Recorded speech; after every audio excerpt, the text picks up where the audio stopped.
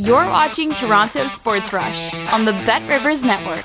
Welcome into the Toronto Sports Rush, presented on the Bet Rivers Network. EJ Hradek here, and if it's Monday, it's time for Mondays with McGuire. Pierre McGuire joining us again. And Pierre, the Toronto Maple Leafs, I don't know what to say, but it looked like, we were in mid-December, injuries, struggling, near the bottom, and then almost inexplicably, because they had some guys out, there were important players, 9-1-3 in their last 13 games. They're just a point out of a playoff spot. They rallied to beat the Winnipeg Jets to finish out the road trip on Saturday night. Max Domi in overtime. They rallied from 2-0 down, 3-1 down. You got to tip your cap. The Leafs have really turned things around. That was a tough road trip, too, when you really think about it.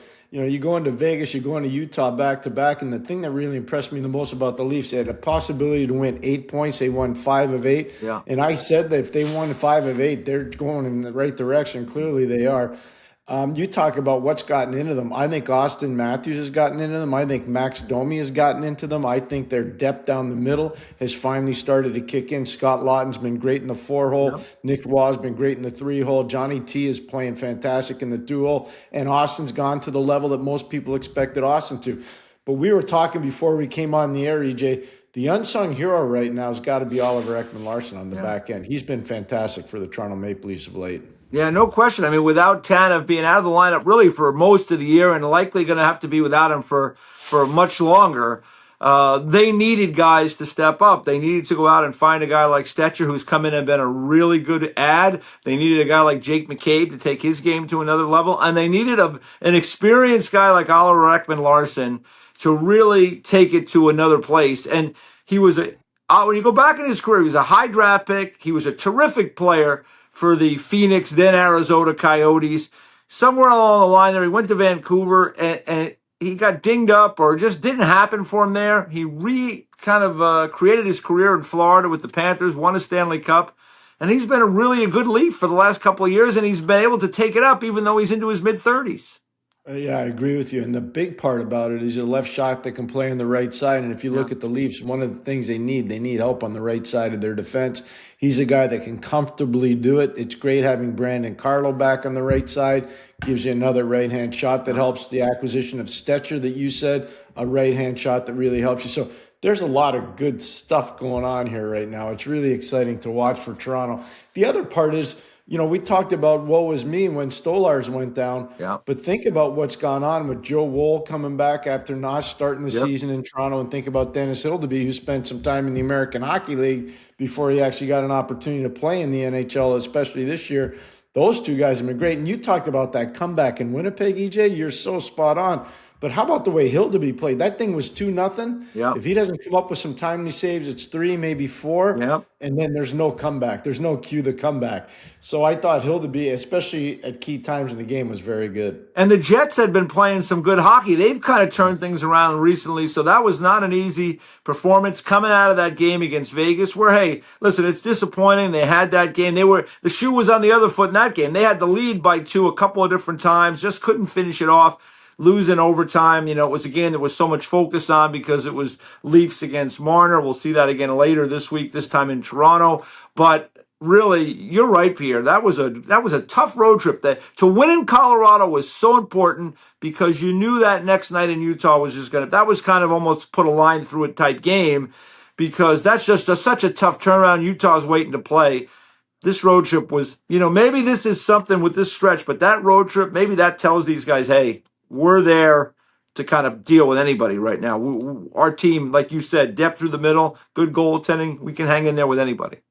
I agree. And the other thing, too, the power play starting to become more effective. And I don't know if that's a byproduct of Stevie Sullivan being there and Mark Savard not being there. There's definitely a different energy around the team. Pierre, what's different about it in your mind? You've coached, you've been an analyst, you've been right there on ice level for so many years. They make a coaching change. Fans at home are kind of wondering well, why do they make a change? What does the coach bring? What looks different to you other than the fact that they're getting better results? They're getting pucks to the net. It's less about distributing. It's more about directing pucks north-south to the net. But the other part is they're scoring a lot off the rush on their power play. Mm-hmm. which I don't think they had the green light to try to do. I think it was about establish presence in the offensive zone, set it up, and then go to work. Now, if there's an opportunity to get the puck to the net off the rush, they're starting to do it, and it's making a difference too. So I'm seeing more north-south than east-west with their power play, and I think that's a positive thing. But I also think we're not talking enough about all the game parts that they play. So their face-off game has been very good. Power play has been good. Penalty killing's been really good. So it's total team coaching effort, whether it's Craig Berube, whether it's Derek Lalonde, obviously, whether it's Stevie Sullivan, Mike Van Ryan. You can see there's a different vibe around their group just watching it from afar. Let's drill down on the goalies a little bit too, because you mentioned it. Joseph Woll, since he's come back, 914 save percentage. So, I mean, in the league this year, that really kind of plays out to almost a 920 or a little bit higher, even just the way things have gone this year for goalies. And Dennis Hildeby, I'll be honest, I didn't think this kid was going to be an NHL goalie watching him play. Again, wrong there because he has played very well, 910 save percentage. I mean, Stolarz is getting healthy, and it's going to be great that he gets back. But there might not be any room for him right now because these two guys are playing well. What's interesting is Toronto now has a chip in the game. You know, there are a lot of teams looking for goaltending depth. Yeah. They are, and they're realistic teams to be playoff contenders and then obviously Stanley Cup contenders. They don't think their goaltending's deep enough. Well, if you're Toronto and you got three guys that you think can play in the NHL, you might be able to package one of those for something you think you need. Yeah. Whether it's a defenseman on the right side, whether it's a power play quarterback to take some pressure off of Oliver Ekman-Larsson, whether it's another top six scoring forward. I mean, there's a lot they can do here now, Toronto, because they do have this built-in goaltending depth. One other thing. I was really bullish on Matthias Michelli coming over, and I thought they had a lot of internal knowledge on him.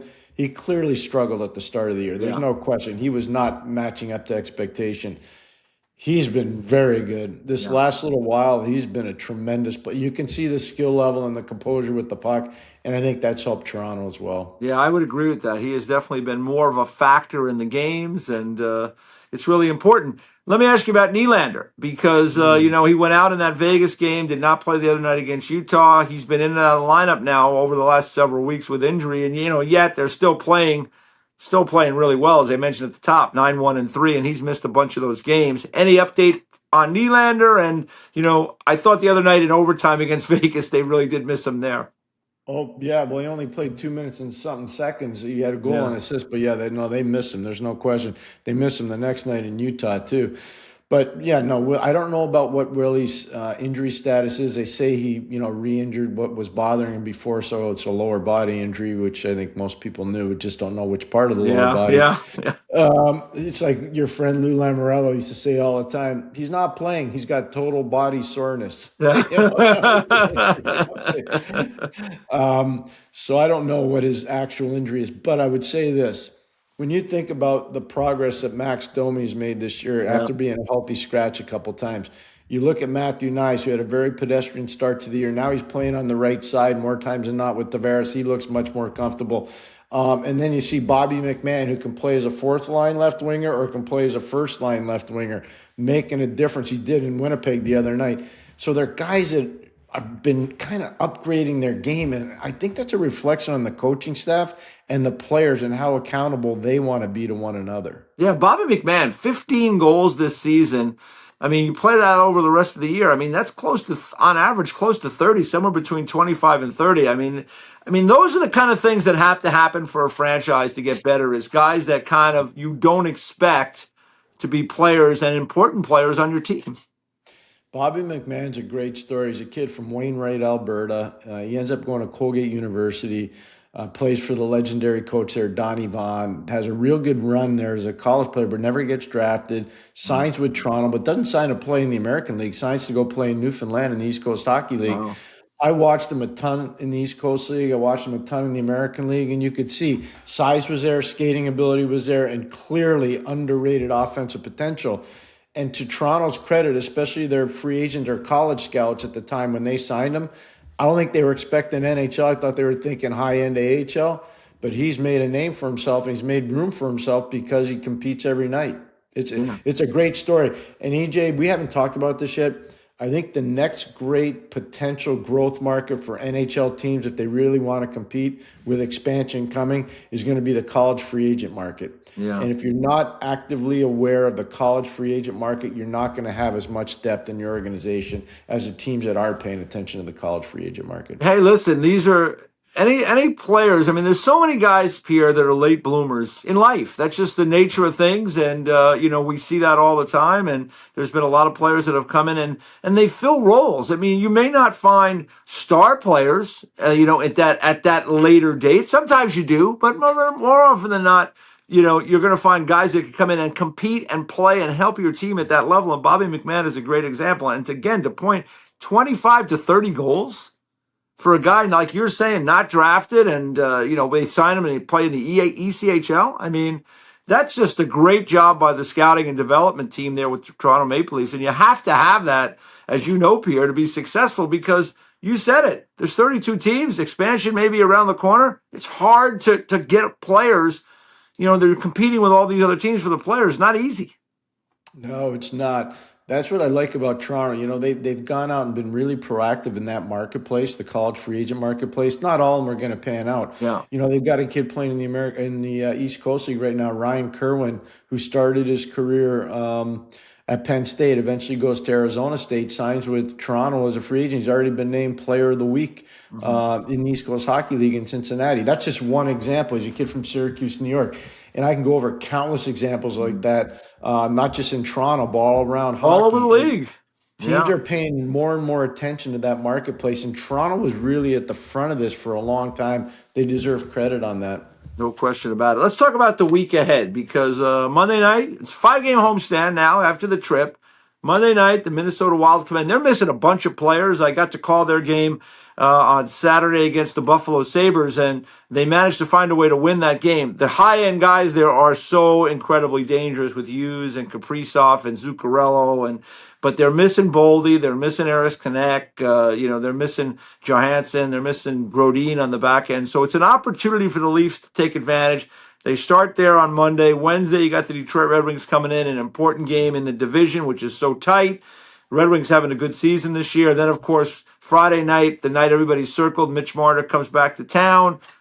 You get a Sunday afternoon game then against the Avalanche, so there's no fall off there. And then you got Buffalo next week, so another tough division game. I would dare say, Pierre, that this is going to be a hell of a homestand. It better be a hell of a homestand for them. I know they're counting on it to be a very good homestand for them. And you do all that heavy lifting on the road, you got to take advantage of it. Yeah. I know that Minnesota actually got into Toronto on Saturday. They did not, stay late. They came right in after Saturday. That afternoon game, in Buffalo. They came right in. And I was speaking with a member of their coaching staff on Sunday morning, and they know how good Toronto is right now. They're excited to play, but they know how good Toronto is right now. And as you correctly said, EJ, they're missing some firepower in Minnesota. This is a great opportunity to start the homestand off on the right foot if you're the Toronto Maple Leafs tonight. Yeah, so that'll be, you don't want to get ahead of yourself, but like two of those, the 5 games. I mean, the sexy game is Friday night against Vegas because of Marner and all the fans and everything that goes into that. I mean, Vegas is playing on Thursday night, so they won't get in. They're not going to be hanging around Toronto too long, so that might mitigate some of the media conversation with Marner. But, still, then you got Sunday afternoon against Colorado, which will be a very, very tough game. And then you go to the last game of that homestand against Buffalo. And, Buffalo's been hot as a pistol. And those are the teams they're battling right now. I mean, Buffalo's 1 point, 1 point ahead of the Leafs right now. Boston is a little bit ahead of them. They're kind of fighting off Washington. They're fighting off some of these other teams. I mean, it's a battle for a playoff spot. So this run of 9-1-3 has got them back into the mix. But they have to keep moving forward night after night after night if they're going to make the playoffs. Yeah, that's absolutely true, and it's very fair. It's not sometimes we overhype some of this stuff. We're not overhyping this. It's just a fact of where the league is right now. The parity in the league has never been greater. It's exactly what they wanted when they instituted the salary cap and back in 05 and 06. It took a little while for everybody to digest and how to work the cap, and now it's been digested. People understand it, and it's creating what I think, the clairvoyance at the league office at the time wanted, and that is playoff races right to the end of the year. And that's what you're seeing all around hockey, whether it's in the Eastern Conference or the Western Conference. So Toronto's in the middle of it right now, and they've dug themselves out of a pretty substantial hole, to be totally honest. And now they're almost at the top of that hole, and now they get a chance to build up higher, and I think they can do that. All right, we're getting closer to the Olympic break right now. We saw a big trade in the NHL yesterday with Calgary trading Rasmus Andersson. It was very, that was a guy that, Toronto would have loved to add him. I don't know if they had the wherewithal to get him. There was obviously the Boston Bruins, I heard, were very close in the mix. They did not get him. So maybe the good news out of this for Toronto is at least Andersson is not coming to help an Eastern Conference team. He ends up with the Vegas Golden Knights. What did you make of that deal? And then secondly, for the Leafs, what is the area where you think they need to try to add if they can? Well, I think it's a good trade, obviously, for Vegas, and long-term for Calgary. We'll see it. The one thing I would say, I'm tired of the pundits that don't study this to say, oh, well, Zach Whitehead is 29 years of age. So is Anderson. They're both the same age. Zach Whitecloud's been a really good player in Vegas. I think he's been a really good player for them. He has been. It's interesting. He's a kid that came out of Bemidji State, and nobody knows that area. He's from close to Brandon, Manitoba. Nobody knows that area better than Kelly McCrimmon, the general manager of the Vegas Golden Knights. He's still like legendary in that part of junior hockey. And they knew Zach Whitecloud, actually went to the LA Kings development camp, and they didn't sign him. Yeah. Eventually, he goes to the Vegas Golden Knights development camp, and they do sign him. And he's put up some tremendous seasons on a Stanley Cup winning team to boot with the Vegas Golden Knights. So I think it's a good trade for both teams. Obviously, we don't know what the draft picks are going to be for Calgary down the road, but Anderson is going to help Vegas tremendously. He's an outstanding player. He's a really, really good player.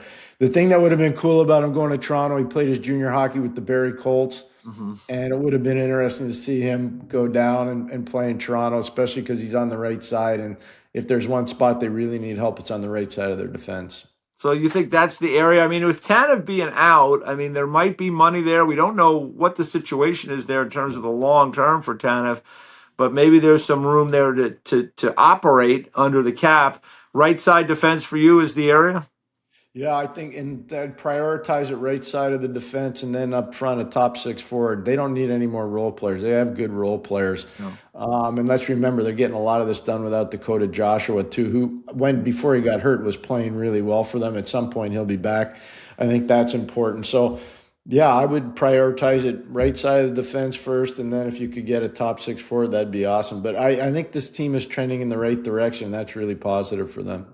All right, before we go, let's take a look at the state of the race in the Atlantic and in the East, because as I mentioned, Toronto has pushed themselves back into it now. They're just a point behind the Buffalo Sabres. They have 57 points. The Sabres have a game in hand. They are 2 points behind the Boston Bruins. The Bruins have played one more game. Then you go up to the top of the division. Tampa Bay seeming like, they've played fewer games, and even though they're tied with Detroit, they have 3 games in hand on the Red Wings. They have 64 points. You have Montreal, who's in there at 49 games, 61 points. I think Tampa is showing us that even with the injuries, they're probably the best team in the Atlantic. But after that, I think it is kind of wide open. How do you kind of size things up as we sit here in the middle of January with the Leafs right on the edge of a playoff spot? Really impressed by what Tampa's been able to do, especially when you consider all the injuries on the back end that they've had to face. They deserve a lot of credit.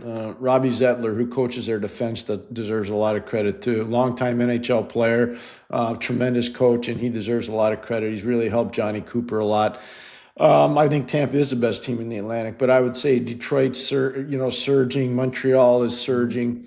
And Ottawa's got to find a way to actually win games. They're getting a lot of loser points. They've got to start winning some games in Ottawa.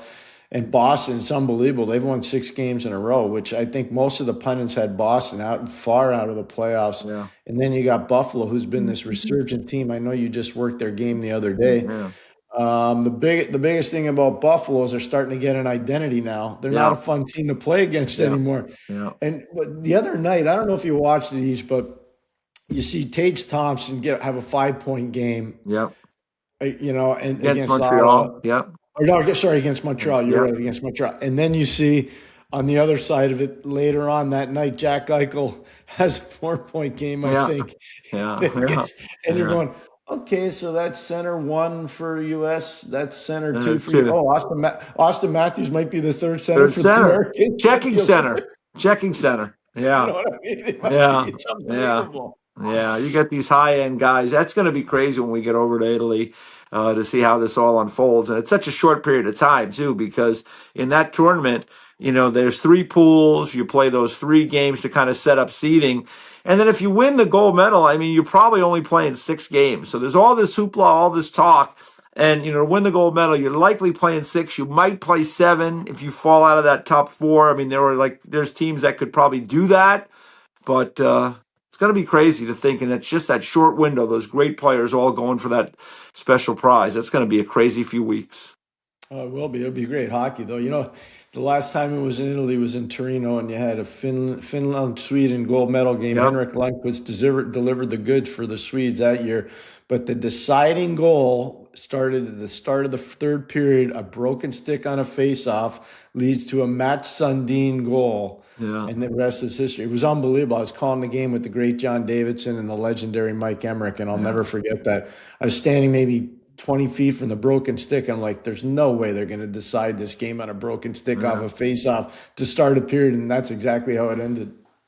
Here, I say all the time to people, hockey is a silly game sometimes. I mean, like things like that, right? You guys will have a great scoring chance, make a great play, hits the post, misses the net, goalie makes a great save, guy breaks the stick, it leads to an opportunity, and the game ends on that. So it should be fun, and it should be fun this week for Leafs fans because starting again Monday, Minnesota, as I said, Wednesday, Detroit, Friday, Vegas. Hold on to your hats for that one. Marner comes back to town. Sunday afternoon, the Avalanche, and then next Tuesday, the Buffalo Sabres. A really important 5-game homestand for the Leafs.